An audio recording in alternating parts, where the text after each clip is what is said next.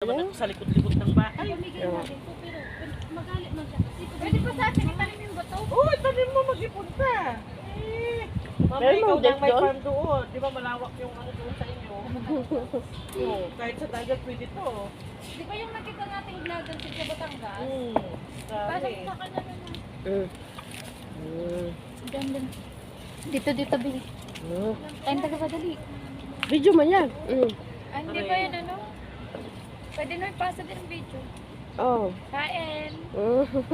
Ay, sarap. Ang tamis. Ano ang tawag dito, Bil? Date. Anong yung nakuha mo? Date. Dates. Kain kang dates. Ba't kinakain mo ba ito? Di may kailangan. Wala na. Wala bang ito? Eh, ano mo ka? Basa mo sa akin yun na. Yes, sa akin yun. Ito, tinawagan niya yun para sa mga yan. Wala pag-aam na. Ba't siya naam na? Dapat may ano ka rin galit masasarap ka na sukaran. May pancake syrup doon sa pinag-iwan. Meron? Ano mo ba? Kulang pancake. Eh, nagwala. Gusto sumama. Sinama si Hamad. Nandun sila. Saan sila napunta? Ewan, bibili yata ng dragon. Saan sila, May? Ano sila, May? Kasama nga ng ano? Ano? Oy. Uy, kikaon lagi ni madalit sa apok man na. Ay. Dahil ka sa tusok, mano yung mata mo ha. Anong baga? Pwede ba mag-uwi ng silaw nito? Pwede ah. Hindi kaya tumahan tayo sa fridge. Gusto ko silaw na iwi. Oo, ano mo yung malaw? Yung yellow po. Ilagay sa fridge o freezer. May hinog pa rin kahit nasa ano. Paglagay nga ako.